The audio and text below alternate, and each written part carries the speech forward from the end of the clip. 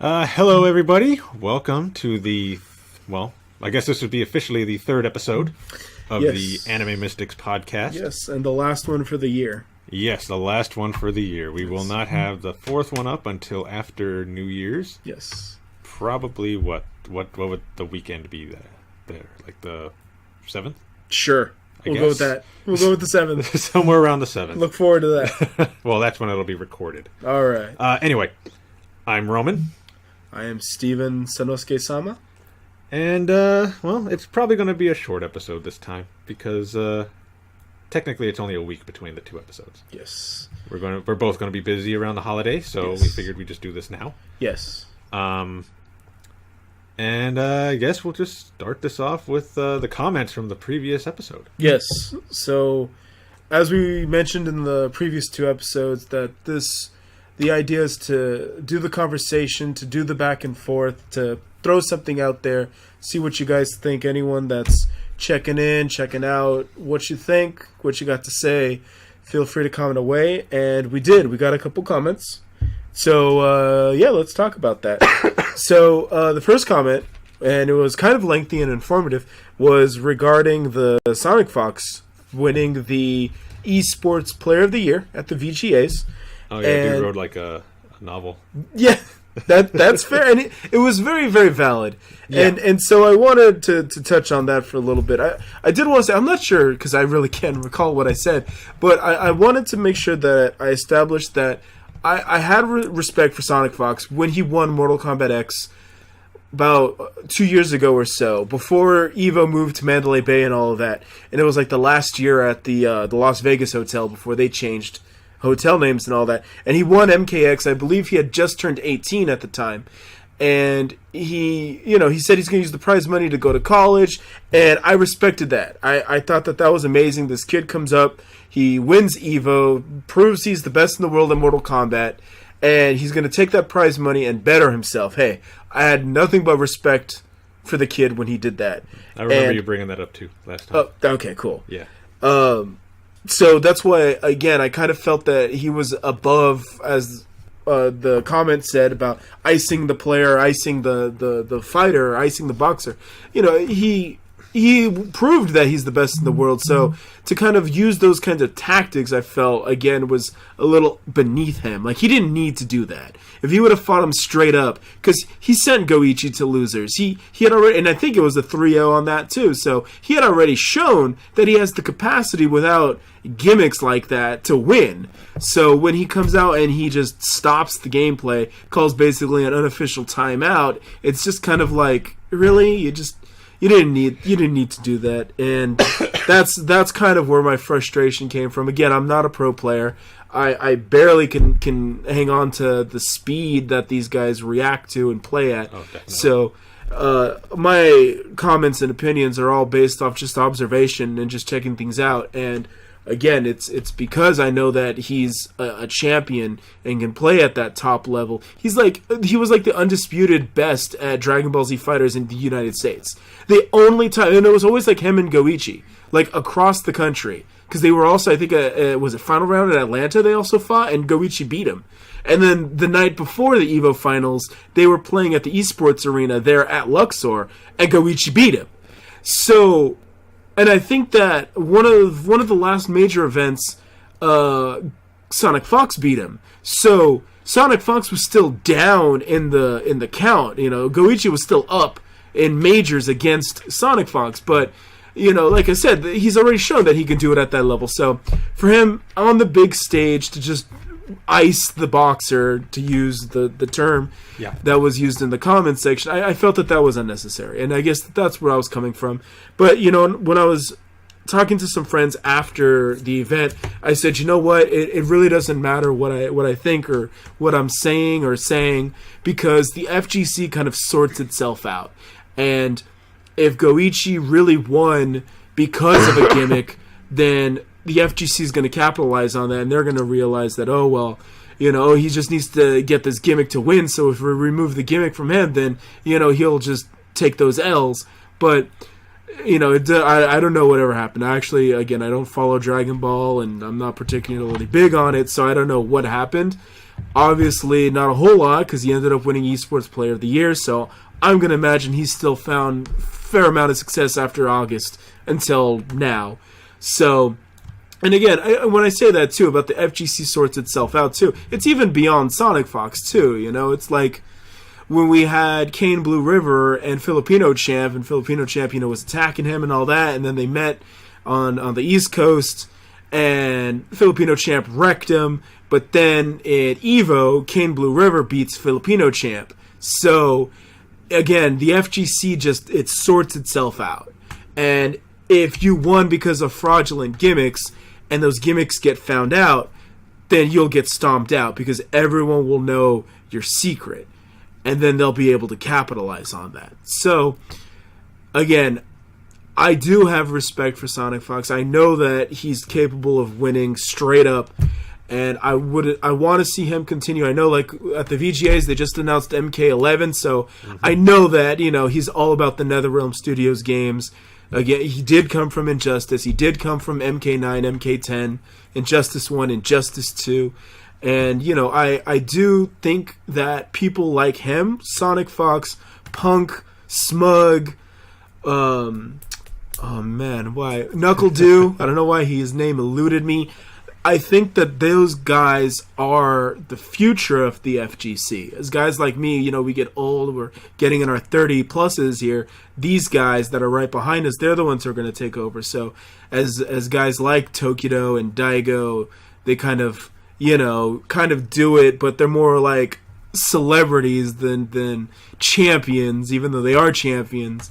They kind of are peaking these other guys. They're coming up, and you can see that they're hungry and they're talented, and so they're gonna do well. They're gonna go far, and I think that after a couple of months in this discussion now, I can pretty much say, it's a new year, it's a new turn. So we'll see what Sonic Fox does in 2019. Again, he's got a new Mortal Kombat coming out. Yeah, coming out. As a matter of fact, I'm going to touch on this later because I am going to discuss Arc System Works later on for something else when we get to the video games. So I'm going to make a note about Dragon Ball Z Fighters. All right, cool. But yeah, that's kind of where I'm at for that. I did see also in regards to the FGC that NorCal Regionals just got announced, I think, maybe yesterday or so. They're coming to San Jose. So, it used to be that we'd have to go to Sacramento for that, but now us here in the Bay Area, we can just go to San Jose, and that's our stomping grounds. Yeah. For us going to San Jose is just a one-day thing. It's like go and come back. We'll be home by midnight. So maybe I'll go to NorCal Regionals. I don't know. We'll see. But yeah, that should be fun now that it's closer to the Bay Area. Yeah, we're finally leaving the Holiday Inn in Sacramento.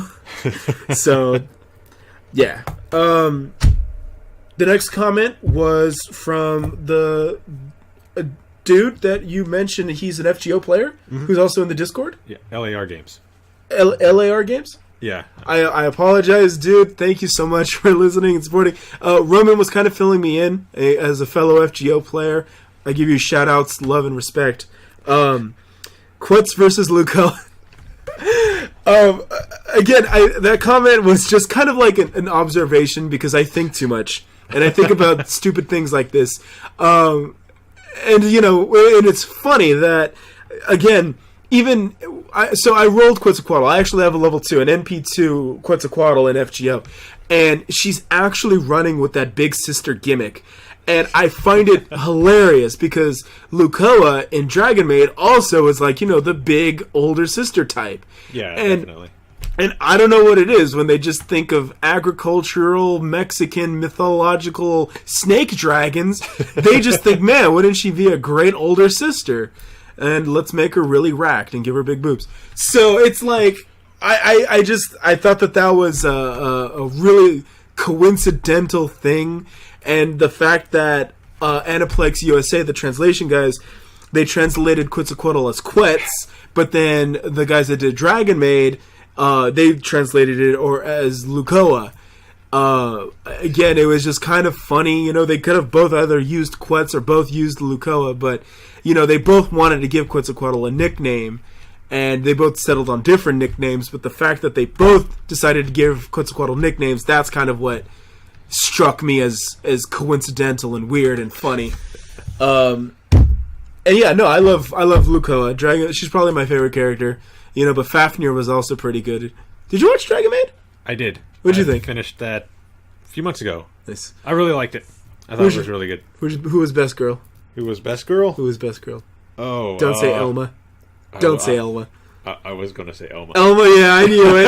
I knew it. Everyone's like, it's like an Elma. It's like she was not in the series that long, but she made an impression on me. That's what my problem was. Everyone was worshiping Elma. They were like, "Oh, bread girl, thighs," and it's like, bruh, she was in the show for like 30 minutes. So it's like, are you kidding me? How could she be best girl if she's not even making an argument for herself? Well, I mean, there was only like two others. Toro and Lukoa. Yeah, because you're not a criminal. That's why. Yeah. No little dragons. No Kana for you. I don't care how old she is. She's still a little dragon. Do you know who doesn't care? Momo-kun. Momo-kun doesn't care. Yeah. We should talk about that someday. We'll do that in another podcast. We'll do that in another podcast. Come on, in the meantime, ravioli. Don't lose the dragon lily. You guys know that. So, again, thank you again to you guys for listening, responding, commenting. Again, thank you so much for the feedback. You guys, what can I say? If you guys want to continue the conversation, we could definitely do so. We'll probably just go on either in Discord or the Facebook. Or the Facebook. I'll make a channel for the podcast, Sweet. like a separate channel for that on the Discord. Sweet. And I'll leave a link to it in the description. So cool for all of you YouTube listeners, because yeah. Anybody who's listening to this on iTunes, go to the Anime Mystics YouTube channel to get the link. Cool. Yeah, and we're going to do that because Roman and I do want to keep the conversation going. We don't want to, we want to hear what you guys have to say because that's what makes everything fun and engaging.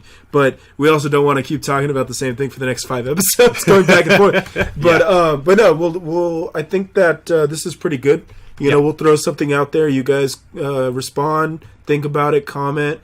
And we give our response. Yeah, and then continue it on the other mediums. Yeah, we'll get back to you guys, and then we'll go on from there. Yeah. So, cool. Yeah. So again, if you guys have anything else to add in, please chime in, throw it in there.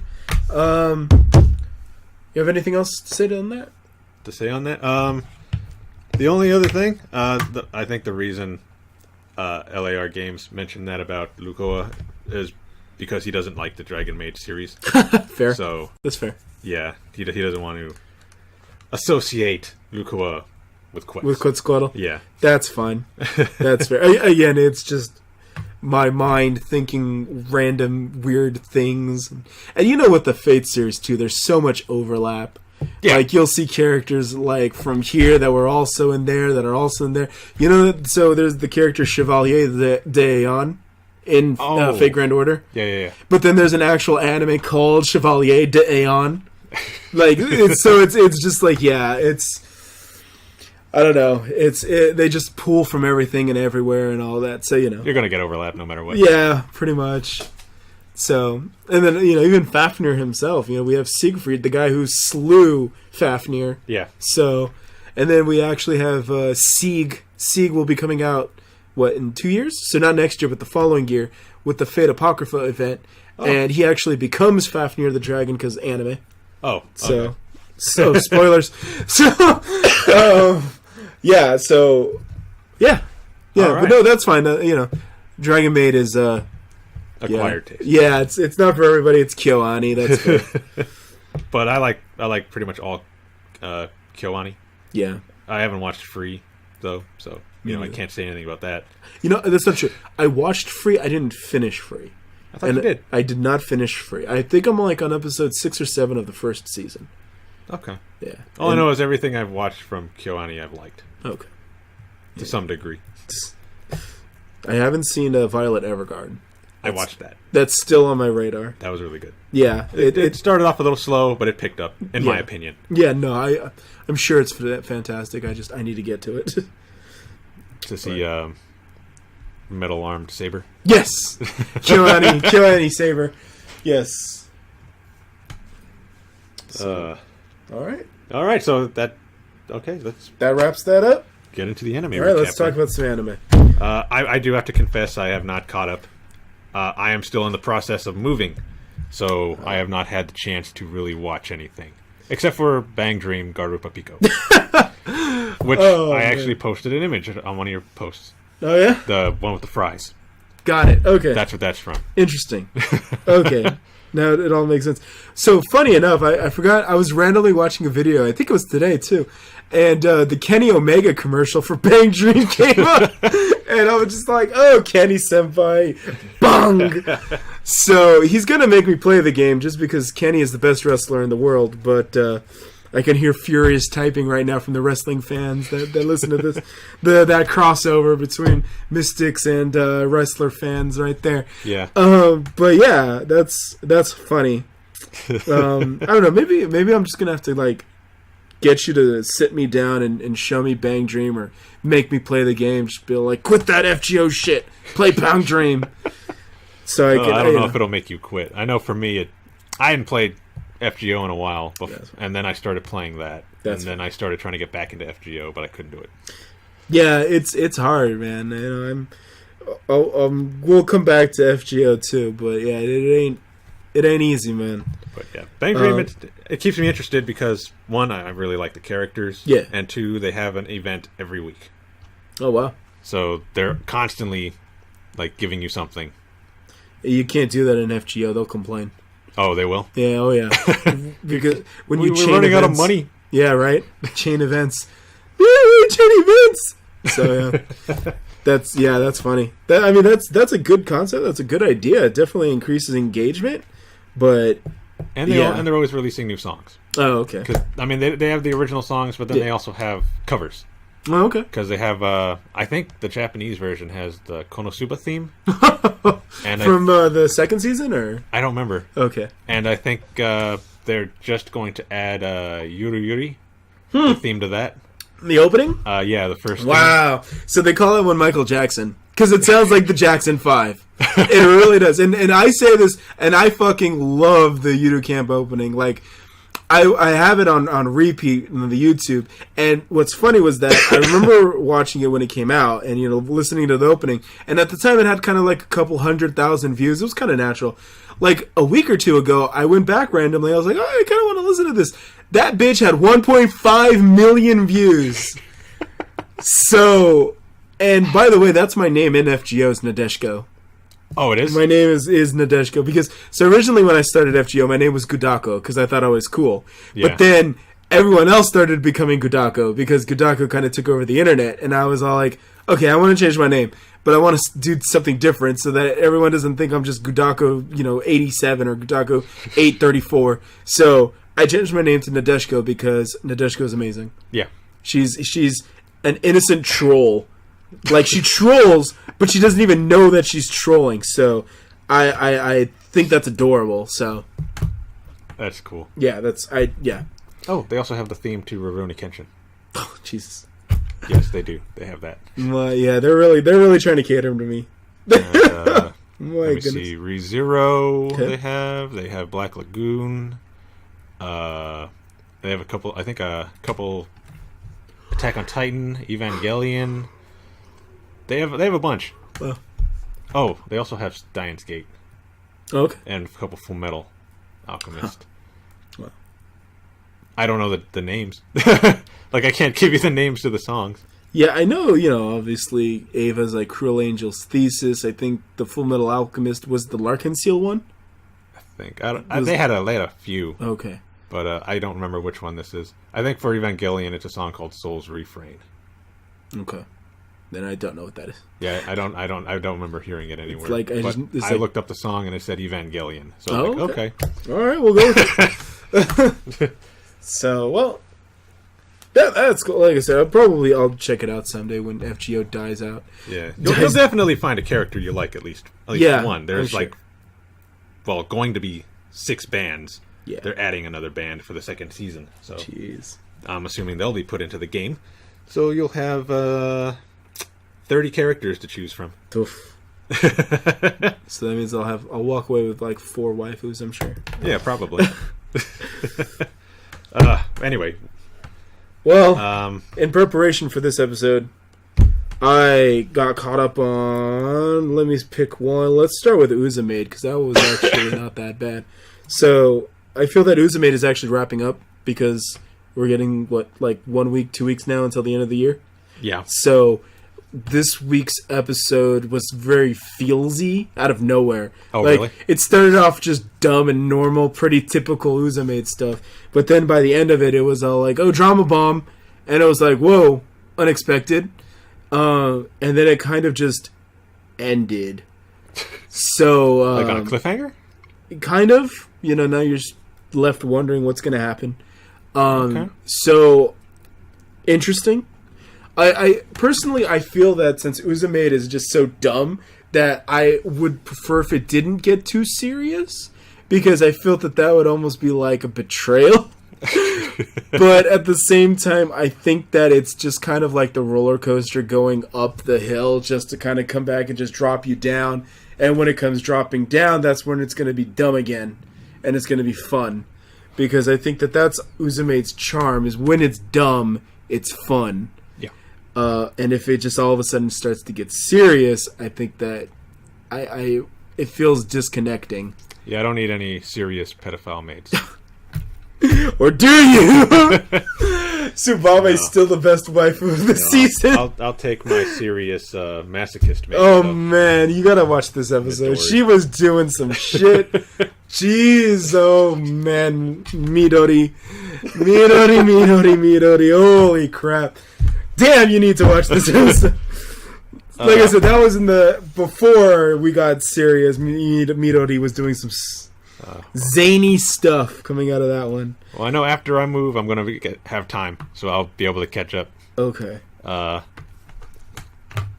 probably won't be able to download any of the new episodes until after Comcast. Got it. Hooks everything back up. But got it. I do have last week's episode, so I'll be able to watch that at least. Okay, cool. I did watch up to episode 10, though, so... Okay.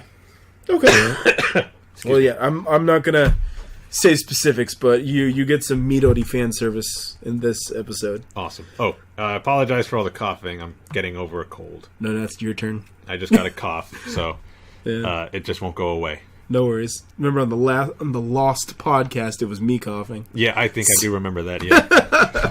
So now it's your turn. Tag, you're it. Yeah, now it's me. Hot potato. Yeah. I jotted down Gridman. Have you been watching Gridman? I have not. Okay. I plan on watching it. Okay. Again, it's interesting. I'm not an Ultraman guy. I have friends that are Ultraman, that like Ultraman, Kamen Rider, Sentai, all that. I think the only Ultraman I watched was that one in the 90s. Okay. I think it was like Australian or something. Wow. British, Australian, something. They had like some accent. Wow. I just know it was a white dude playing Ultraman. See, you know more than I do.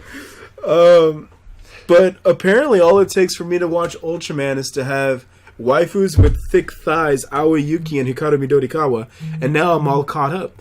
Not only am I caught up, I actually bought the stupid Nendoroid. Oh, what, for Gridman? For Gridman, yeah. Okay. The Nendoroid of Gridman, because they had the Figma, which was literally like they don't even make the toys anymore. Now they just make the Figmas with all the attachments. Like with Transformers back in the day, you would have to buy like Megatron, and then you'd have to buy like Soundwave just to make Megatron into a gun and put him in Soundwave's hand. Or Power Rangers. You know, you were like, you wanted to form the Megazord, but you had to buy all 5 of them separately. Yeah. So it was like that. You had to buy the Triceratops, the Pterodactyl. Tyrannosaurus. Yep. Saber-toothed tiger. You had to buy them all separate, and that's how they got you. But with the Ultraman, they had the Figma, which actually came with all the armor pieces. Mm-hmm. So I thought that was pretty interesting. That was a good way to do it. It's also... You would expect that kind of a toy to be a toy, not a Figma. But it was, to my knowledge, it was listed as Figma. Yeah. So interesting stuff. But I, being the sophisticated nerd that I am, I just went with the Nendoroid. It's the best choice. I'm not a Figma guy. I don't really like Figmas. I don't I don't know. I do both. I think it's because of the joints. You can see. Oh joints. yeah, they're really obvious. I don't like seeing the joints in my figures. That's fair. That is very fair because those are really obvious. Although I might make an exception for that Farah Figma. Yeah. Being a Farah main and all. That one's still up for pre-order too. Yeah, I'll have to make an exception for that one. Unless later on they make an actual figure. Yeah, that would probably be on Blizzard though. Yeah, but it seems like they're really content with just letting like Good Smile make their shit. So, or Nendo. I'll buy a Nendoroid too. Wasn't there for a Nendoroid? No, they have Junkrat. They have May, Mercy, May, Tracer, McCree, Torb. Yeah, they have McCree, Torb, Genji, Diva, Hanzo. They're getting there. Yeah. Eventually they'll hit Farah. Yeah, exactly. Then I could have my Farah Mercy in Nendoroid form. There you go. Okay. Well, yeah, it's gonna get there, and hopefully you won't have to buy like her missile separate from her like body or armor. I don't know what I'm talking about. All I know is they got me for the Gridman Nendoroid, and I got the DX version, so I get all the armor pieces, which are going to be microscopic and absolutely a pain to attach. But I did it, and it's also double interesting, too, because, like I said, I'm not super big on Studio Trigger. I think Trigger's last best show was Panty and Stocking. So that tells you where I'm coming from. I really like that one, too. Although, I mean, I did like Darling in the Franxx. It was unsuspecting, but I'm also not going to lie and say it's the greatest anime that ever came. It's Evangelion 2018. Right. Which is funny because, Studio Trigger came from Gainax. Mm-hmm. So if you're going to rip off anyone, you might as rip off from your dad. Yeah. Steal from your father. I think you mentioned that in the first episode. Because we kind of had a similar discussion about Trigger. Yeah, probably. Yeah, it's like I said, I think that they're just really comfortable just doing the same show over and over and over and over again. Which is fine because some people they like that. Some people like KyoAni shows because they use the same animation. Yep. So it's inherently nothing wrong. It's just that when you keep trying to make Gurren Lagann over and over again, I'm just like, let's go watch Gurren Lagann. So which I still have to finish. Oh yeah. I haven't even finished that one. No man, even I finished that one. Funny enough, Gurren Lagann and Darling in the Franxx pretty much have the same ending. Oh, so, okay. So, ominous spoiler. Okay. But yeah. So yeah, that's Gridman. I think in a nutshell too, Gridman is also coming to a head. The major secrets have kind of all been revealed. We all know who the players are and what's going down. So now it looks like everything's just going to wrap up. So yeah, we'll probably after New Year's we'll come back to Gridman. We'll probably talk about all these and how they ended, how they wrapped up. Yeah, we'll do a season finale. Yeah, there you go. Review of all the shows because Goblin Slayer should be over by then. Oh yeah, that's true. Slimes is going on for 24 episodes, so we got a while for that one. But all the 12 episode ones should be over by the time we come back. Okay. So I don't think I talked about this in the last one, but I did get caught up on Skullface, Honda-san. And I gotta catch up on that one too. I was kind of talking about this like this morning, I think, and when we were mentioning this, and it's kind of like the Fujoshi sequence from like the first episode was kind of like the hook. Yeah. And ever since then, the show has just been kind of like a sitcom, just kind of bashing on retail.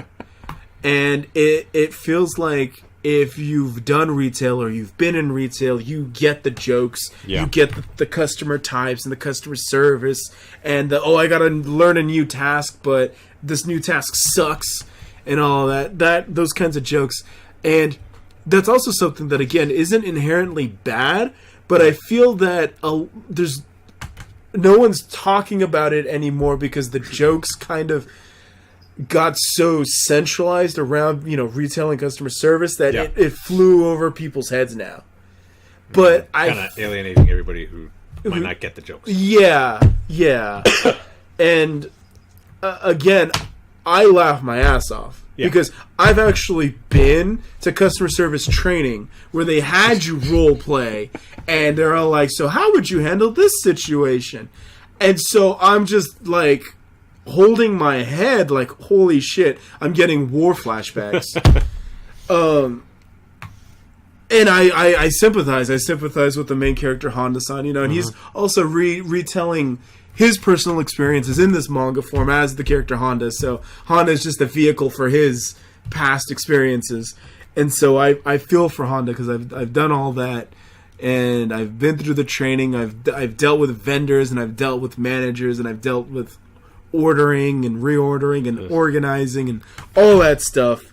Customers asking for whack, weird shit. Roman knows I used to work at GameStop and all that, so I'd get the customers coming in. Hey, can I get Mario on my PlayStation? Fuck? So maybe if you burn it to a disc. Yeah, right?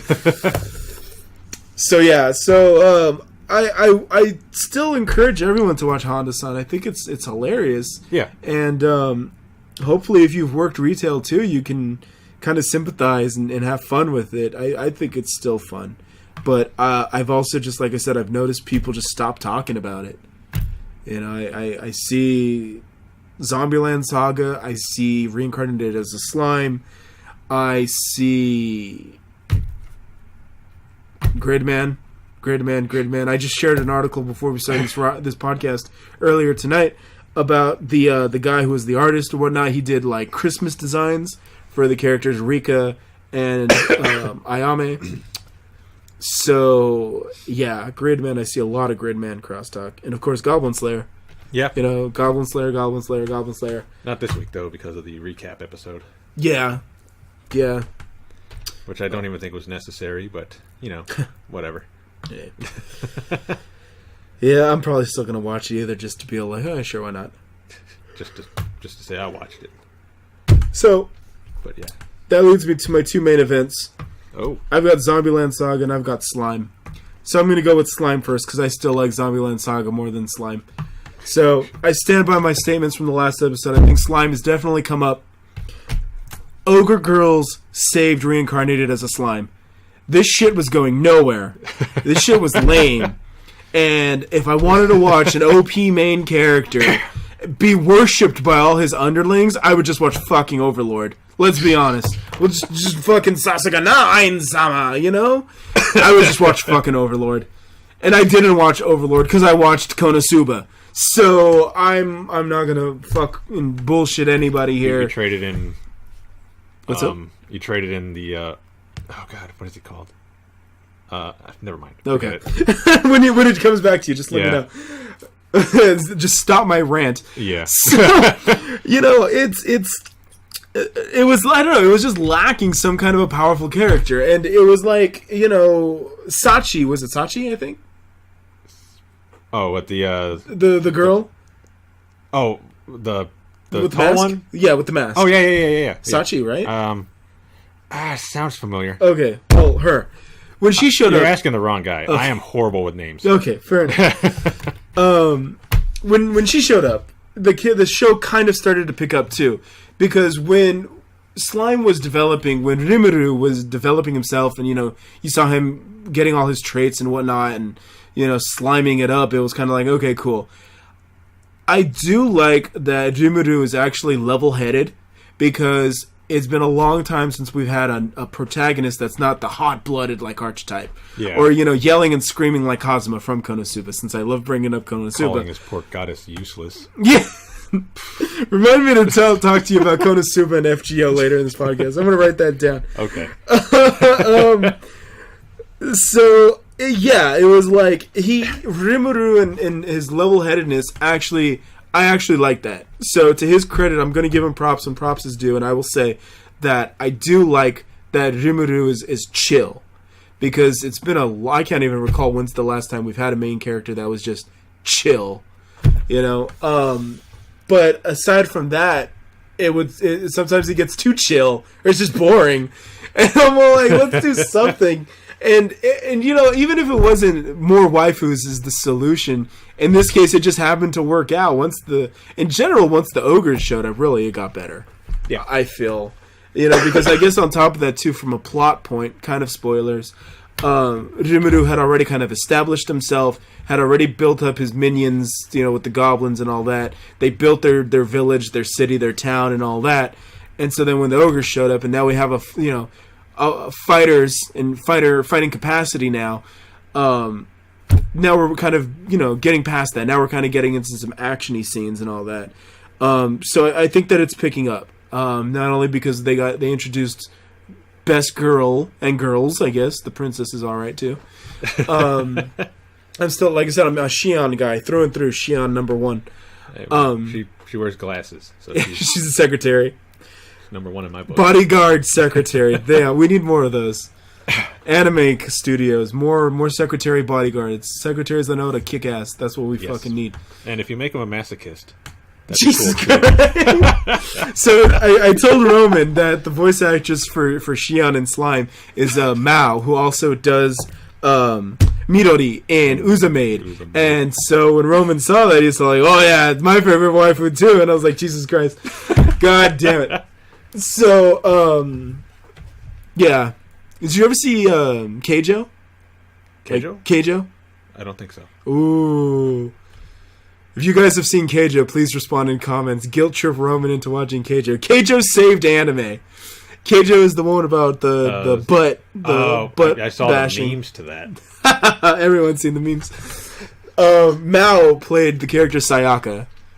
So Mao is Mao's been around. Mao's been doing a bunch of roles. And then she was in Gundam Iron Blooded Orphans too. All right. So Mao's a pretty good voice actress, but currently Mao is Shion in Slime, who's best girl, and then she's Midori in Osa-maide, who is girl. Roman's best girl. So yeah, she's on a roll right now. She's killing it. So props to her. Yeah, and when they showed up, like I said, I think things finally started to pick up. And a friend of mine notified me that in the Lizard Men, the prince, the one that came to Rimuru's village, and the guy who's all like, "I'm the shit, I'm the best," Mr. Cocky. Apparently, and I need to confirm this. Apparently, he's voiced by Kazuma from Konosuba. I will look this up right now. Yeah, please do. Please confirm this, because I was like, that's too coincidental, man. It's almost like they approached him and they were like, "Yo, you want to be typecast?" And he's just like, "Fuck yeah, I do." And so he's just like in another isekai anime. And I'm like, if this is true, it's fucking amazing. That's great. Because I loved the pictures of him with Takahashi Die and the voice actors for Aqua, and they would always just do like weird poses, because it's kind of like how Aqua, Megumin, and Kazuma were in Konosuba. It's just weird. So it was just kind of like this I don't know, awkward family, for lack of a better word. Do you remember the guy's name? Fuck no. God, you'd almost have a better, faster time looking up Kazuma and then getting his name from that. Was it Gabiru? Yeah. Doesn't say anything for his voice actor. Okay. It's actually just a big question mark. Okay. Okay, so I'll just look up Kazuma. Yeah. All right, now we're both looking this up. Konosuba. It's a race. Sato Kazuma? Yeah, yes. That's the guy.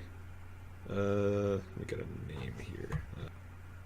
All I got in here for him is every Konosuba and Isekai Quartet. Which is going to be that upcoming anime where it's like Konosuba, ReZero, Overlord, and Tanya all together. Okay. But I don't see... Okay, good. Okay, so that was... Yeah, oh, that wait, was two. Wait. I think this is actually just telling me everything. Oh, I think actually it is. I think he's right. Yes, it is. It is. It is him? Yeah, Jun Fukushima. Gabriel. Gabriel is the son of the Lizardman chieftain. Holy shit, that's fantastic. That is amazing. All right, like I said, again, I stand by my point. Series rescued by the fucking ogres. Shrek, thank you. He fucking saved reincarnated as a slime. I will gladly leave your swamp. Fucking Christ, thank you.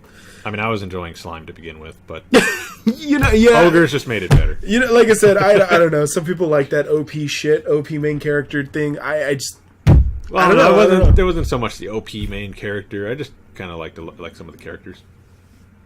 I thought the goblins were a little funny. The dwarves were okay. Rimuru was kind of cool. It wasn't until the ogre showed up that I was like, oh, all right, cool. This is better. And we got Shion, so out of that. For sure. Yeah.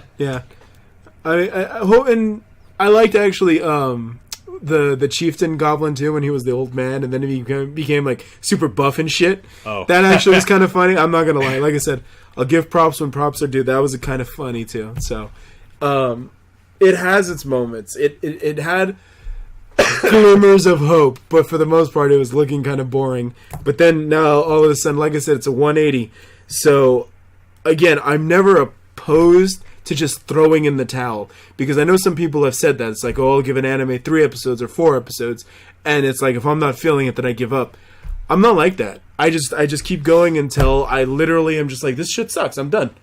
And fortunately, I didn't do that right now with Slime. And I found things that I like about it, and I'm now in it. Now I'm invested in it. So I'm hoping that it continues. I'm hoping that we get more Shion goodness. I thought it was fucking adorable how she was just getting mad at fucking Cosmo over there, the lizard man.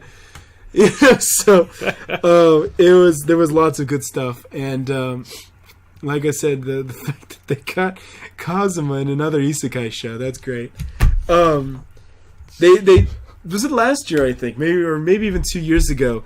They did the ReZero Konosuba kind of crossover, and it was just a bunch of like little mini events, and I think they recorded them all for the most part.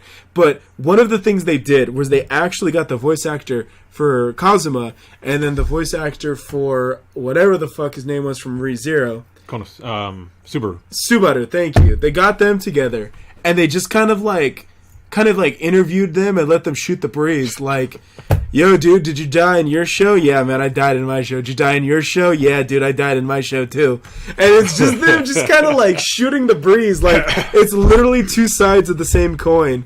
I mean, if Kirito would have just jumped in, it would have been like the whole Triforce. It would have been complete. So that's funny. I have nothing but love for the Konosuba guys. Konosuba season 3 win. Yeah, win. Really. We need it. Yeah. So yeah, Slime. Go watch it. Just start on episode like 9. Skip 1 through 8. You don't need to know 1 through 8. Just start on episode like 9. You'll be fine. Trust us. Just skip everything. Trust us. We're professionals. So, aside from that, so the rival, the one that has the potential to knock out Slime, let's talk Zombieland Saga. Zombieland Saga, no one was talking about at the beginning of the season. Here we are at the end of the season, and it's a top 5 show for sure. So, did you know that you can get auto-tuned if you get hit by lightning? I think I've heard about that. Yeah, it happens. It helps if you're a zombie. Yeah. You also get auto-tune if you swallow a little computer. This is true, too. So now you have 2 options. Yeah. That's for those who don't know, that's Finn the Human from Adventure Time. One of these days we'll do this show in auto-tune. Oh, God. But yeah, no, it's, you know what's funny now that I'm thinking about it too, Zombieland Saga is also doing kind of an Osa-maide too, where all of a sudden after being dumb, now towards the end they kind of want to get serious. And I don't think it's going to get as bad as Osa-maide did, because it's still got its more dorky moments. But, yeah, we still have a couple of loose ends that we need to tie up, and they also gave you a huge plot now all of a sudden at the end. They spent a couple episodes kind of explaining the backstories of some of the other characters. Yukiri, surprisingly, hasn't gotten her own episode, and she's also kind of best girl. So I'm kind of waiting to see what they do, but I don't think we have a whole lot of time left either. Yeah. So the season's ending, so... We'll see. We'll see. 12-episode season? I think so. It seems like it. I don't really see how they could stretch this out to 24. Yeah. But yeah, it's fun, and you know, funny that you were talking about Bang Dream and all that, because I could see any of these songs that they've been singing like end up in like the Love Live game or Bong Dream. Probably Bong Dream, because they don't seem to care. They'll put anything in there. I know, I'm not even talking shit this time. It really just it seems like that would be something that their songs could end up in a game like Bong Dream. So if that was the case, I would probably play the hell out of it. Well, who knows? It's possible. Yeah. I liked the Saki's episode where it was about her days in the biker gang and all of that. And the 90s references too, you know, the Tamagotchi and all of that. Again, they tried to kind of flesh it out, but you could see that, you know, she was a leader and a caring character type. So, you know,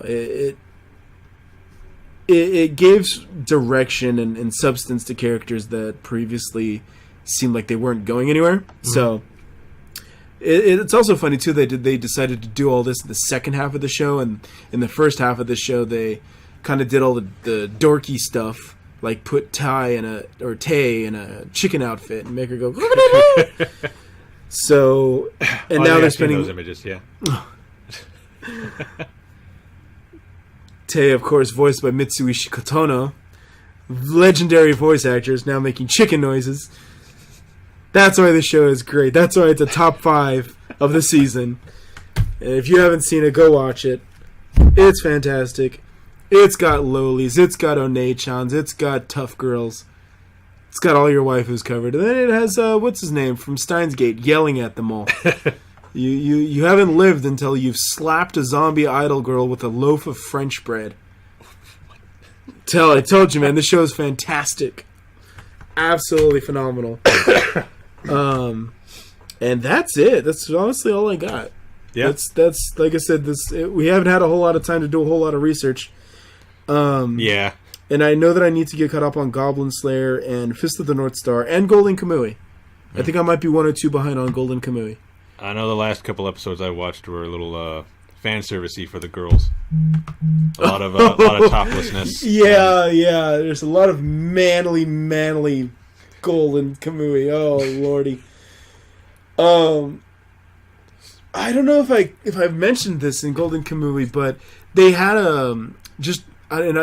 don't know if they did this in the manga either, but they showed a vintage picture of Hijikata where he looked kind of like in his younger days, and I instantly just thought of Hijikata and FGO, and I was all like, fuck, that's going to be coming up in like 3 months, ain't it? Damn it. Gotta save my money. Yeah, I love Hijikata. I love how he's always portrayed as that, you know, the hot-blooded badass, but he's also typically like ripped and buff as fuck. Yeah. Like he just handles his shit. So I'm a Hijikata guy. I'm a Hijikata fan. So I'm probably gonna blow money on Hijikata and Okita because I have to get the Shinsengumi back together. So yeah, I'm glad. And even in Golden Kamui, old Hijikata is kind of a badass. You know, he's fucking using that katana and that Winchester like nobody's business. So, when I stopped about 2 weeks ago or whatever with Golden Kamui, I still think that it's trying to be like Rurouni Kenshin 2018. That's not a bad thing. We're also kind of getting a bunch of flip-flops between the characters and all that. So, I don't know what the fuck is going on. I don't know where we're going with this story. I'm just gonna watch. So, yeah, I think it's just one of those you gotta watch and enjoy. Yeah, just be like, I'm just gonna take the craziness for what it is. Yeah, I think it also doesn't help either that nobody ever dies. It's like, goddamn, everyone's like getting shot and stabbed and brutally beat up. Sugimoto's not gonna die. He's immortal. True, literally in his name. It's literally his name, Immortal. Yeah, Immortal Sugimoto. Man, I was what was that guy's name in My Hero Academia? The one who did not like Fire and Ice dude that used the wind. Yeah. I kept calling him Sugimoto because he kind of looked like Sugimoto if he was younger. Yeah, no, you're not wrong. You're not wrong at all. Again, I'm horrible with names. That's why I'm. Oh, Todoroki is that guy with the Fire and Ice. Yes, that's Todoroki. The other guy I can't remember. I just kept calling him Sugimoto, though. So, you know, whatever. It also doesn't help he wasn't a main character. He was from, like, the other school. In before all the manga readers, like, he is a main character. He comes back. Yeah. So, I'm sorry. I don't read the Boku Hero manga. I'm an anime only. Oh, yeah. So. I'm an anime-only pleb. I'm sorry. If you know if he does come back, just say yes or no in the comments. No spoilers for those that aren't caught up or haven't read the manga. But, yeah, if he does come back, and plays a more important role. Just say yes or no. Yeah. But no, you're not wrong. He does look like Sugimoto. Yeah. And I like Sugimoto. I like a Sirpa. Yeah. So, is it wrong to say that you would ship a Sirpa and Sugimoto? I think it would be wrong to say, but it's kind of hard not to agree with it. Yeah. Because, I mean, they've been pushing them so much. Yeah. It's really an awkward pairing, but it's also kind of like they take care of each other so much. It makes sense. Aw. But if she was just a little older. Yeah. We're going to need a time. We need a time skip. Yeah. Time skip that, please. Please time skip it. We no more Kana. So, yeah. Yeah. I couldn't ship him with anybody else. Yeah, it's a really weird position because it's like, yeah, but you know, and then on top of that, it doesn't help either that they keep saying that the Ainu tradition is, you know, people are like a Sirpa's age would already be married, and it's like, yeah, but we're not living in the 1700s anymore, so you know, yeah, I stick by my statement. We need a time skip so we can make this okay. Yeah. So we can make this appropriate. So, yeah. But yeah. Mm-hmm. I need to get caught up on Golden Kamui. I'm also behind on the manga too. I was up to date at a certain point, up to volume 3 in the American release, but past that, it's like, yeah, I need to get caught up. Yeah, I need to get caught up on the anime. I haven't read the manga, so I'll get caught up on that when the series is over. Yeah, it's fair. Just see how faithful they were. True. So is that it for the anime section? That's it for me. That's all I got to say today. Okay. This week. So I guess we just got games. Moving on, video games. Yeah. All right. So, also kind of light. I mean, because obviously we're in the middle of the holiday season, so excuse me, not a whole lot is going to be coming out except for stuff that's already come out. Right. But there was an announcement from Arc System Works about Granblue Fantasy, the fighting game, done by Arc System Works. And holy shit, that's fantastic. I want Arc System Works to make all anime-based fighting games from now the fuck on. Like Capcom can do Street Fighter, NetherRealm Studios can do Mortal Kombat, Namco can do Tekken and Soul Calibur. But if you're an anime, or a manga, or fucking super Japanese weeb shit, you should be made by Arc System Works. I mean, look what they did with Dragon Ball. Look what they did with Persona. It's like, it's gold.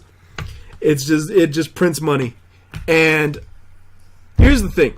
Everyone kind of knows about Granblue Fantasy.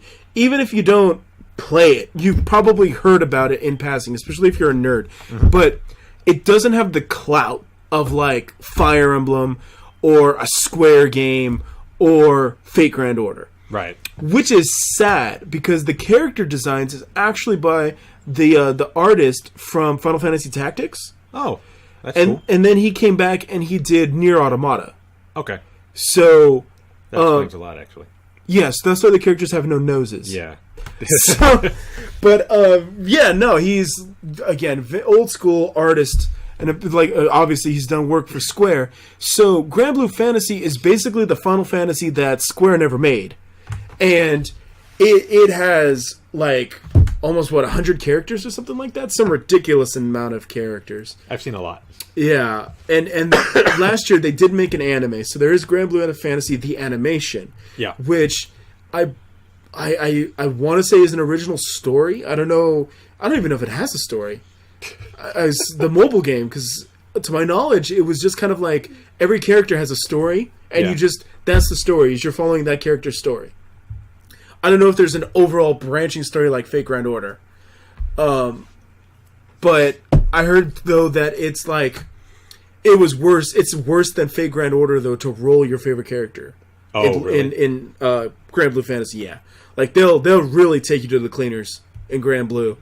Which is weird, because the character Elsa is, like, an older MILF type, and that's fucking up my alley. Right. And I have a friend I was kind of talking about this with, and he actively plays Granblue Fantasy. And I was like, You tell me how to get Elsa, I'll fucking play the game. That's all that I care about.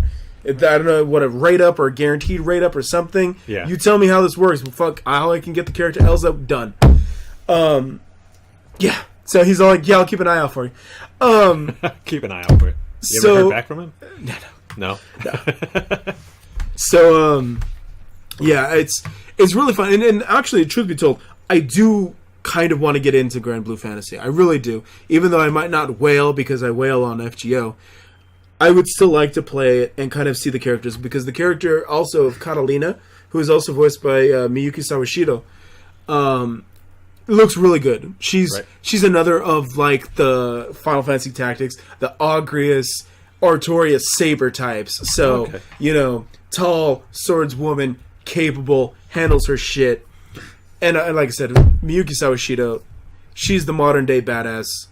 If you need a tough chick, tough woman, call Miyuki Sawashiro. She'll handle it. So Catalina also has a really good design too that caught my eye. And then there was, oh my god, why can I never remember? Give me a sec. Bear with me here while I'm doing up some research. Okay, so I guess I'll talk so there's no go for it. Blank spaces. I've been kind of thinking of getting into it too. Like I've seen a lot of artwork and stuff for the characters, and I have a couple figures actually. I don't know the names, but I have a couple figures. One is a prize figure, and the other, I think, was made by Kotobukiya. Okay. So I think she's like some undead girl or something. She's holding like a doll with her hand, but I cannot get her top half to stay on the figure. Yeah. Like, I'll put it on, and maybe like 3 hours later I'll come back and it'll be on the floor. Jeez. I don't know what's going on with that, but I need to fix it. But yeah, I've been wanting to check it out too. It's a web browser game too, isn't it? Maybe, probably. Because I tried looking for it on the phone before and I couldn't find it. Yeah, I think it's both. Pretty sure it's both. But yeah, I'll have to look into that again. Yeah. Okay. You found it? Yeah. So good, because I didn't know how much longer I could. No, that's fine. So look at. I mean, I'm showing Roman the character of Digita. Yeah. And that just looks like Final Fantasy Tactics. Yeah, it does. That's dead on Final Fantasy Tactics. Didn't even try. Didn't even try. So I mean, hey, if it ain't broke, Yeah. What's Square gonna do? They ain't Final Fantasy characters. So yeah, Digita and other characters. I actually bought the Nendo of Luria and Burn somewhere over there in my pile. Okay. Because of the anime, because I saw the anime, I was like, "Oh, this is cool." And what's funny too is that even at least in the anime, they actually stole some of the summon monsters from Square. Oh, did they? So like Leviathan is a giant like water dragon. Okay. And I was like, wow. And then of course like Sylph is the foresty spirit kind of type. Mm-hmm. So it's funny how I don't know if they're paying respect to Square or they're just ripping off Square. But Granblue Fantasy seems to be doing all right.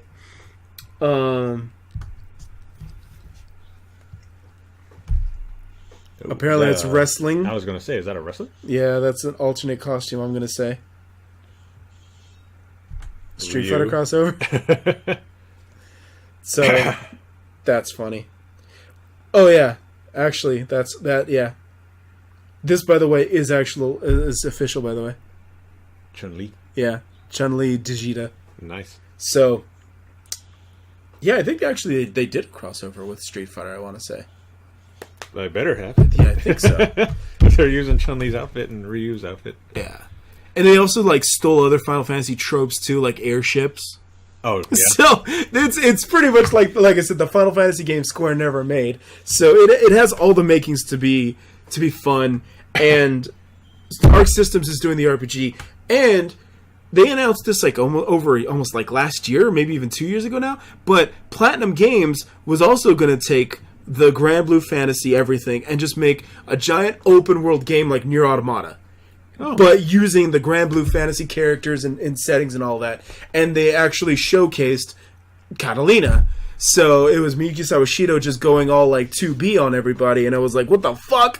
So I was like, this is phenomenal. I mean, this is Granblue Fantasy. Again, no major publisher developer makes Granblue Fantasy. It's Cygames, and Cygames does like mobile games and shit. But here they've got Arc System Works and Platinum both making Granblue games. I was like, you got to pay attention to that. You got to acknowledge that. Look, Dragon Ball Z Fighters won Fighting Game of the Year at the VGAs, and we're getting the Yorha of the year, or Yorha edition of Nier Automata, which is Game of the Year, Game of the Yorha. Yeah. So, and it did Nier Automata did win. Was it like soundtrack, some meaningless category? It should have won RPG of the Year or Game of the Year, but fuck bullshit. Yeah. So. But people do know Nier Automata, so they do know Platinum Games. Whether you subconsciously know them or not, or whatever, the fact of the matter is, people know Platinum, people know Arc System Works, and these guys got to make a Granblue Fantasy fighting game and action RPG, open world. I'm hype. I think that this is great. I don't know if these games are coming over to America. Well, they better. They have to. I think that because we don't even have an official release of the game, of Granblue Fantasy by itself. We got the anime. Yeah. And then they dubbed the anime. So it's like, why would you bring the anime? If you were gauging interest, so you brought it over, and then you dubbed it, which means now you officially really put money into it. Because before, you can just pay an intern and just slap some subtitles on it, call it a day. But you actually went out and hired English voice actors to come and dub the show. Right. So if you were gauging the waters, why would you not at this point? I think that there's money to be made. I think that they would find decent success. And on top of that, Square needs competition. Yeah. Square and Atlas kind of need competition right now. Getting a little complacent. Yeah. And the only guys that I could really imagine come close is like Idea Factory with the Atelier and Neptunia games. But, those are super niche. Yeah. They're great. They keep coming out. People are buying them. But they're nowhere near like the Final Fantasy, Dragon Quest, Persona levels. Right. Shin Megami Tensei levels. So I really hope that Granblue Fantasy comes out stateside or internationally, and I hope that it does well. At the very least, maybe if they even wanted to do the Asian version where it has subtitles, but it's just sold in Asia, like the Hong Kong market, I'm okay with that. But I would love to see them bring over both the fighting game and the open world game, and bring more Granblue Fantasy shit out. Put Cygames over at AX. Cygames was at Evo. Oh, were they? Yeah, they were promoting Shadowverse. Okay. Because that's another game that they do. And then Cygames is also like Daigo's sponsor. Yeah. I did play Shadowverse a little bit. That's a card game, right? Mm-hmm. Kind of like, what is that? What is that game that Blizzard does? Oh, god damn it. Hearthstone. Yeah, like Hearthstone. Hearthstone, yes. They also did, I think it's called Rage of Bahamut. Yes, Rage of Bahamut, yes. I used to play that all the time. And I believe that was also an anime as well. Yeah, I watched that too. That was a good anime. I wanted to watch it. First one. I haven't seen the second season. Yeah, I wanted to watch it. I never got to it, though. Maybe it's time. Maybe. Yeah, it's like those two guys, like Cygames and Bushi Road, they're like the mobile online game developers over there. Like those two guys just run all of them.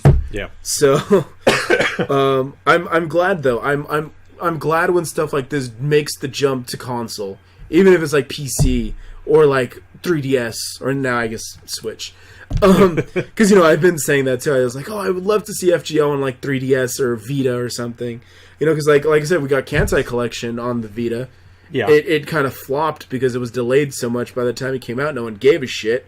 But it still did it, and I still liked it, and I thought it was pretty cool to be able to just play it on the go and not have to, use a web browser with a VPN disguised to trick the Japanese servers to let me play Kansai. It was a huge mess to play Kansai Collection. Wow. Sounds like it. Yeah. versus me just being able to just take the game, pop it into my Vita, and just play. Yeah. So I'm glad, and like I said, I hope that they do it. I don't know. I can't say that I've seen any confirmation from like Arc System or Platinum that they're bringing over the games, or they're interested in bringing over the games. Right. But if anyone's hearing this and they know any information, please say so in the comments. Yeah, we'd love to get to that. Let us know about it. So, yeah. Okay. So, yeah. So there's a couple other things too that I want to talk about, but I think I'll save that. I'm going to save that for the New Year's show. The big episode. Yeah, the big episode. we'll come back and talk about these things on the New Year. So, the last subject I want to talk on is something serious, something that I think we've all kind of experienced in our days of being anime weebs and nerds. Mm-hmm. Serious face, guys. Christmas themed anime episodes. Which ones are your favorites? Which ones do you guys remember? Which ones do you guys like? I remember watching the Love Hina Christmas episode. I don't remember what the fuck happened. I just know that it existed. Only thing I can think of was from the more recent shows. Like I remember Gabriel Dropout, with Vigne going, Merry Christmas, and Satania being like, no, we're devils, Merry Christmas, no, devils, Merry Christmas. Oh god, she kind of made me mad too. Who? Vigne. Vigne, I love Vigne. I mean, you're supposed to be evil. What's wrong with you? It was funny. I mean, okay, Satania wasn't the most evil either, but she was at least trying it. She was at least at E for effort. Yeah. Her and her parents. Vigne, on the other hand, is just all, let's be nice and treat everybody good. And she was an angel. It's like, you're a demon. What's wrong with you? The angels were more demon-like than you were. So, I liked the demons more than I liked the angels. Oh, I'm not saying I did. I love Satania and Vigne were the best in the show. Yeah. They and I kind of like the other girl too. Gabrielle or Raffi? No, the one that came to visit Gabriel. Oh, oh man. I know who you're talking about. Oh, damn it. Yeah, the other one. Yeah. The other girl who only made like 2 appearances. Yeah. It was right on the tip of my tongue, too. I kind of liked her. Okay. She was alright. Yeah. She was kind of easily manipulated, but okay. Yeah. But, I remember that Christmas episode, too. Satania dressed as a reindeer. Yeah. It was a classic Christmas themed episode. I think that maybe I'll have to rewatch it in the spirit of next week's Christmas. And then last year too, we were also treated to speaking of Dragon Maid. I apologize to what's his name? LAR Games. LAR Games. I'm sorry. I didn't mean to forget your name. LAR Games. But the Matchstick Girl, were in Dragon Maid where they performed the play for the senior citizens for Christmas, and Lukoa came out as the fairy. Come on, I mean, who doesn't love that outfit? I mean, come on. It's too lewd. Too lewd. No. Too lewd. Can never go too lewd. No, especially not for KyoAni. And it was like Magical Girl, Matchstick Girl, and that was the best part. Yeah, I was like, they're magical girls. Yeah, that just made this so much better. Yeah, it was good. It was good. It was wholesome. It was a play for the old people, and they enjoyed it. They did enjoy. And that's all that mattered. Yeah, and then they all went and they celebrated Christmas. It was wholesome. Yes, and that's what it's all about. That's what these Christmas themed episodes are all about, and that's why, because we're all about wholesome Christmas feels. Who remembers on Christmas Eve when Miles Edgeworth committed murder out in the middle of the lake on a boat? Because that's some wholesome Christmas feelings right there too. Yeah. So now, it's funny now that I think about it. They did that in the game, obviously. They did that in the anime, And then they did it in the live-action movie. So Miles Edgeworth killed a dude on Christmas 3 times in 3 different media formats. My God, what a dick! So, and that's actually one of the more memorable cases because that was kind of like the wrap-up of the first game. It was the final case of the first game's story arc. You know, I know we have a 5th case, but the 5th case was unrelated to anything else. It was a DLC case, let's be honest. But that one, it's kind of like, really? And you know, speaking of which, I'm also watching the Ace Attorney anime, and right now they're currently in a filler story, and that one takes place on New Year's. So the guy that writes Ace Attorney, Shu Takumi, I fucking love him, and he's a national treasure. If Capcom loses him, they're fucked. They've lost almost every other talent they've had. If they lose Shu Takumi, they're fucking done. And so, I don't understand his obsession, though, with committing murders on holidays. Maybe he had bad experiences. Maybe he's killing people on New Year's, killing people on Christmas. I don't remember. Maybe he killed someone on Valentine's. I don't know anymore. But, yeah, it's just kind of like, huh. And what's funny is, if I remember right, too, the trial was also held on Christmas Day. Like, you're in court on the 25th of December. And I was like, this can only happen in Japan, because in America, no one would fucking show up for that. No. They would be like, no, fuck off, wait until the 26th. But, Your Honor, he just committed murder. I said, fuck off. So, that would never fucking happen in our court system. I gotta celebrate the day Jesus sacrificed himself to save Santa. Exactly! Goddamn Edgeworth killing people. So... You know, it's pretty funny. I'm also going to take this opportunity to do a cheap plug, too, that if you haven't played Ace Attorney, go play Ace Attorney. I haven't played it. So. It's one of my favorite games of all time. So, it's highly up there. And it's funny that, you know, everyone, like I said, is in Fate Grand Order, and they love that visual novel style and all that. And it's like, Ace Attorney is visual novel style. It's like I said, it's unsuspecting because you wouldn't think that would be something from Capcom. Right. But... Shu Takumi just does a really good job writing interesting stories and interesting characters. Yeah. And they're really off the wall, off the beaten path. Everything's super anime, super over the top. I do have a question sometimes, or I do question sometimes how he decides to do his plot cover-ups. Right. Because, you know, sometimes too they're also murder mysteries. But when you're at the end of the case and everything finally comes together and you see the big picture, it's kind of like, oh, okay, that's kind of smart. So it's clever writing, clever characters. Capcom never wants to pull the trigger on Ace Attorney, though, and I don't know why. You know, they know that there's fans. They know that fans are ravenous. The second season of the anime is animated by the studio that's going to be doing the Fate Grand Order anime next year, the Babylonia series. Right. So it's Cloverworks, which is an offshoot of A1 Studios. And A1 Studios, they do Sword Art. They did Persona 5, the animation. So A1, and they also did Darling in the Franxx with Studio Trigger. Okay. So A1 and now Cloverworks, you know, they have a history, a long history of doing anime. Yeah. So I thought it was pretty interesting that the first show Cloverworks does on their own is Ace Attorney, and then they're immediately going to go into Fate.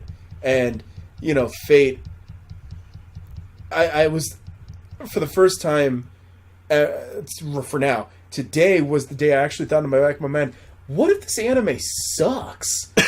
Like, I don't want it to suck, because I actually was like, the Babylonia story, I completed it, like, last week, I think. Yeah. And it was kind of fucked up, but it's also like, I really want to see this as an anime.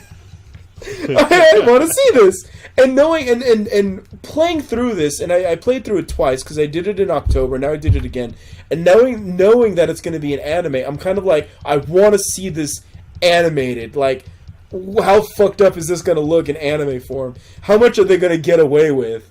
You know, because it's like the Goblin Slayer question. How much are we going to get away with? And Goblin Slayer said, not a whole lot. Yeah. So, they went the safe route. Yeah, they did. So, but we're also talking about Fate, which is a series that gave us tentacle monsters out of nowhere. So, you know. Yeah. Anything is possible in the Fate-verse. But yeah, I'm getting a little bit off track here. If you're listening to this segment, comment away. What's your favorite Christmas episode? Do you have a favorite? Who do you like? Who's the best Christmas designed? Who wore the Santa hat best? Roman, do you got any any Christmas things you can remember? Anime-wise, video game-wise? Anime-wise, I remember the Yorosei Extra Christmas episode. After looking it up, I do kind of remember the Osa-maide one. Okay. Was there any others that I remember? Like, that I actually remember, not from just looking it up? Yeah, we just watched the Ranma 1/2 Christmas episode for research. Yeah. So you're like, is this Ranma? It's funny, because when you think about Christmas anime episodes, you have to, like, go back over 10 years to remember when anime was doing, like, Christmas episodes consistently. Yeah. That's so funny. And I don't think there's really any that I remember, except for those. Like, Persona 5 in the video game, they have, like, Christmas, like, outfits. Right. But that's, like, DLC. And, one of a couple of my friends, they were mentioning that Futaba has like blood on her mouth or some shit. Like she's got like a bloody reindeer. It's like, okay, I don't know what happened. I think those costumes came back in the dancing game too. Those Christmas Santa outfits too all came back. So awesome. It was an interesting thing. So interesting thing. Persona 5 is my favorite Christmas episode. I'm kidding. Persona 5. I'm kidding.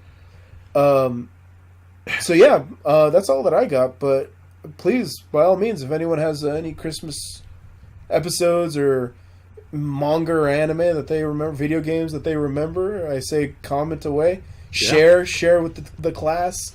Let's talk about it, because I'm sure that if someone's going to mention something, and I'll be like, oh shit, yeah, that's right, you're right. Yeah, it's only a week before Christmas, so yeah. I have a couple of things. I think I'm done shopping. I just need to do some wrapping now. And yeah, I just got to wrap. That's all I got to do. Yeah. So, I just want to throw in one last thing, and then I think I'm done. Okay. They just announced a new Fate, looks like manga, Fate Requiem. I don't know if it's going to have any action in it, but the theme or the nutshell of it is that multiple Grail Wars, Holy Grail Wars have happened, and now we live in a world where everybody is now a master. Everyone is now a master, and now everyone has a servant. Okay. And I don't recall if there's now a current Holy Grail war, but now there exists a single girl who does not have a servant. And then out of nowhere, this little boy shows up, and he's all like, I am a wandering servant with no master. And she, like I said, is a master with no servant. So then they hook up. Yeah. And supposedly they say he's from, I think, a book called The Little Prince. Okay. And so, yeah, I don't know. I don't know what it is. Obviously, I don't know if it's a wholesome story or if it's going to be an action story or someone's face is going to melt. I can't tell. But apparently this is the new one that's going on. I was very briefly looking at Fate Strange Fake over the weekend because I was talking with another friend about Enkidu, and I was all like, oh yeah, Enkidu is from Fate Strange Fake. Oh, and we actually went back a little bit because we went to the Dickens Fair here in San Francisco, and we're walking around quote unquote London, and I was thinking about London from FGO, and it was all like, oh yeah, man, can we imagine Jack the Ripper with no pants? Lowly Jack the Ripper walking around Dickens Fair with no pants. Ha ha ha ha. And then I was like, wait, no, there is another Jack the Ripper, which was a dude. And so I was like, oh god, now I gotta go look it up. And I'm like looking on my phone and everywhere.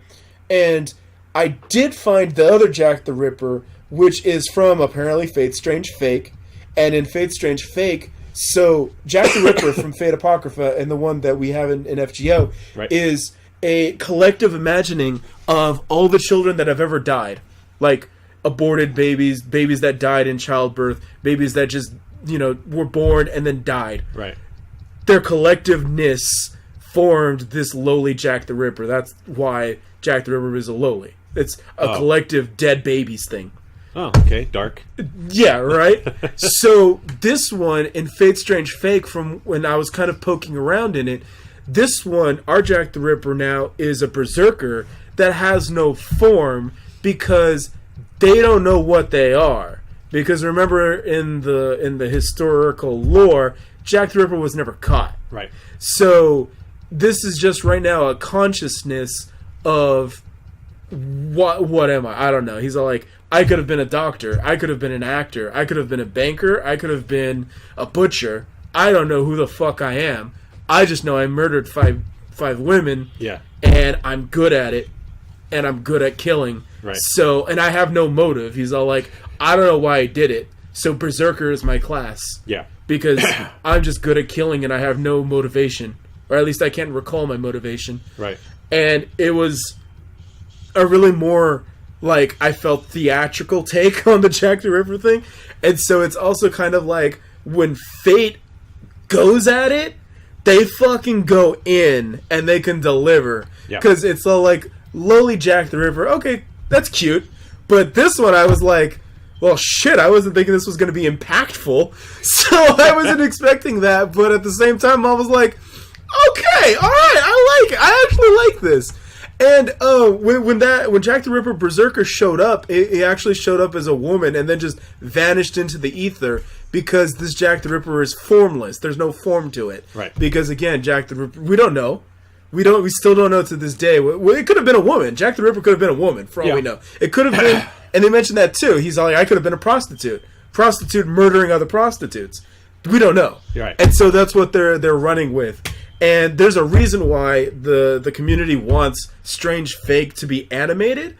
This was from the manga. The manga, you can go read that or find that online. I think I'm going to have to check this out because that one Jack the Ripper Berserker scene got me interested. Okay.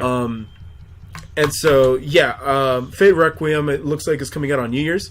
And then next year, there'll be more information. And then Heaven's Feel Part 2 is also coming out, I think, like January 19th in Japan and all that. So we'll pick this back up in the new year, though. Yeah. I'm going to look more into this stuff. I think that we're going to wrap up for now, though. Yeah. I gotta get going. Yeah, you got to get out of here. You got closing thoughts? Let's see. Well, when we come back in the new year, we'll probably be a long episode because we'll have a lot to talk about. Okay. Because I know you still got the game stuff you want to go over. Yep. Probably more. Yeah. By then there'll be a lot more. Yep. We're going to be discussing the ending episodes. Yep. The season finales to whatever ended in the fall season, or is this winter? Technically? I guess it would be fall, huh? Because winter will be from January to like whatever. Yeah. Okay. So we'll be discussing the season finales to the fall season. Good. And we'll probably have a lot. Yeah. And who knows what else? Yeah. We might come up with some other things. In like 3 weeks, a lot can happen. Yeah. But yeah, let us know if what your favorite Christmas themed episode was. Are you interested in Granblue Fantasy? Do you play Granblue Fantasy? Yeah. Who's your favorite character or characters? Right. Are you going to go check out Fate Requiem? Have you read Fate Strange Fake? Is Clay gay? That is a very serious question. Is it gay if it's Clay? Enkidu, Gilgamesh? Important, hard-hitting questions that need answers. Yes, the important stuff. What else? I think that's... Oh, well, if you want to discuss any of that before, we come back, yeah, I will have the channel up on the Discord for this. Cool. And then we can look through all that later and just bring it up in the next episode. Cool. Along with the comments of this video. Yeah. Sounds good. But I think that's about it. Okay. I think that covers everything. All right. Well, thank you so much, guys. Regardless of the holiday that you celebrate, Merry Christmas, Happy Kwanzaa, Happy Hanukkah, Happy New Year's. What else is there? Krampus or whatever. Happy. Well, he's technically Christmas. Technically Christmas. All right, that guy too. All of those. Stay safe. Be good. Be excellent to one another. Party it up. Live it up. We'll see you next year. Yeah, see you guys next year. Thank you guys for what is this? 3 episodes now. 4 technically. 3 episodes for the support. Please keep it up. We look forward to engaging with you guys in the future. And next year. And again, we are on iTunes, so check us out. If you want to go over there and check us out, please do. Much appreciated. Give us a rating. Thank you, guys. Yep. All right, take it easy. Yep.